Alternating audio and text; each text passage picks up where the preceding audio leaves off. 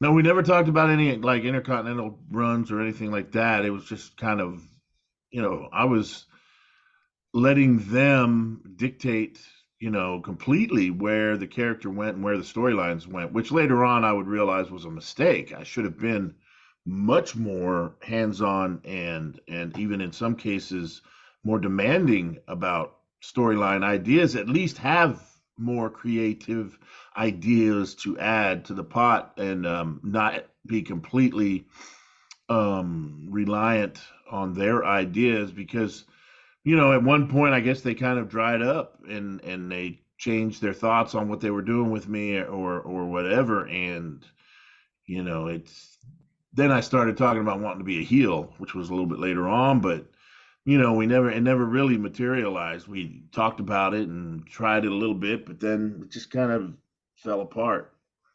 Right. So you kind of said it. So you believe there were mistakes there where you just allowed the company to dictate what you were doing versus you stepping in and going, I don't like this, I do like this, but we should tweak it out a little bit like that.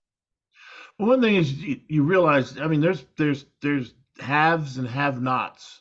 There were people that were getting a push.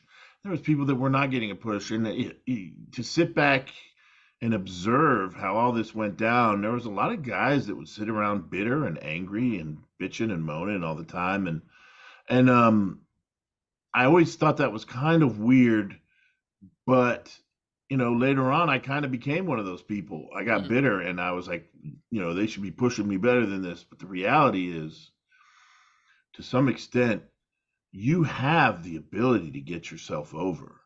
All you need to do is get Vince to agree to put you on live TV at some point, and then it's game on. You got to do something that's going to get you over with the crowd and with the fans, and if you don't understand that, which I did not early on, if you don't understand that one important factor, then you're just going to be sitting there kind of twiddling your thumbs and hoping for the best. And that's not the best way to go about the wrestling business, is hoping for the best. You got to make things happen. Yeah, because there's been a lot of discussions over the years, even shoot interviews with wrestlers who were around exactly when you were around, and they're very bitter towards Shawn Michaels and Diesel and the Click because they felt like they were on the rising up, and then they got their legs chopped out because of someone saying, "Oh well, they shouldn't be with me. I should be with my best friend Diesel or be with my best friend Shawn Michaels." So then suddenly, the wrestlers who were moving up the ranks, I know Bam Bam Bigelow for one, was someone who was like, "Well, I'm moving up. I fought Lawrence Taylor at WrestleMania. I'm moving up," but yet he got pushed down because of influence. Politics is a big play in wrestling always. So obviously, with you, your character not standing up for yourself when you felt like it was too late might have been a problem. But at the time when you came in, I thought everything was going great with you and very Yeah, it was a family blast. I friendly. mean, yeah, I was on cloud nine, man. I was loving it. It was, great. The deal with Jerry Lawler started, and I thought that was great. But then it kind of ended. It kind of got cut short and didn't even end with a singles pay-per-view match against Jerry Lawler, which was kind of, I remember just thinking, I think it was maybe a SummerSlam or something that came up right during that same time, and they put Jerry Lawler with Roddy Piper, and Piper hadn't been there in ages, and they just kind of brought Piper in to wrestle him, and I was like, why are they having him wrestle Piper when I'm in the middle of a feud with him? And that was kind of my first glance at how things worked. But as far as the Click and all those guys, yeah, I mean they had a lot of heat, but I kind of understood what they were, and yeah, there were times when he would get his friends over or pushes or being, I remember a shoot interview with Bret Hart talking about how Shawn Michaels talked about how once he was champion, he was going to work with Diesel and Razor Ramon and 1, 2, 3 kid. 1, 2, 3 Kid and even maybe Hunter. And Yeah. it was like you're not even giving anybody else a chance to work with you to get in on that championship run or whatever. But I never expected him to work with me, of course, because I was a babyface and he was just turning babyface, at that point in time for his championship run. So I didn't foresee anything like that. And that was another thing. I didn't politic with the other wrestlers enough to try and wrestle them. I just, like I said, I left it up to the office, and that was a mistake. You can't do that. You got to get in there and talk to guys like Undertaker and Bret Hart and say, look, and have an idea of a way that you could work with them that would be appealing to them. And I didn't have any of that at the time. Was it a situation of you're just happy to be there, and then once that the I guess the lights have dimmed a little bit, no longer is it bright and shiny, everything, you're like, okay, well, I've been here for a while now, and maybe I'm not just happy to be here. Maybe I want something more. Yeah, yeah, because and where I came from in Florida, I was at that time I was probably the best locally where I was wrestling, and I expected to go up there and they were going to see all the great things I could do, and then I was going to be a big star up there. And man, once you get into that grind, it's a different world, man, and you've got to find your way real quick, Of and course. it can be difficult. It's tough. It's grueling for sure.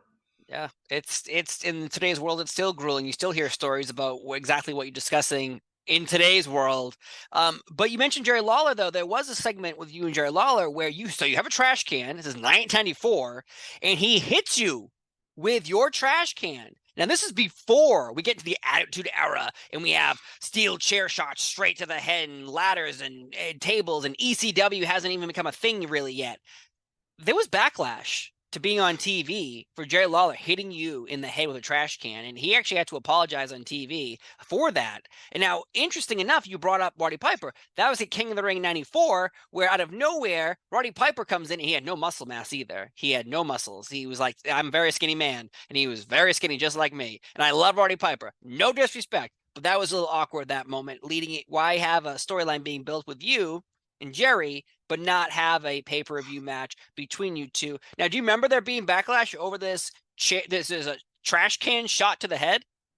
It definitely changed things because when it happened, we just we did it. It was live TV, and we just asked like one agent that we knew would say yes. It was Jack Lanza, and he was like, "Go ahead and just do it." And so when we went out and did it, they freaked out.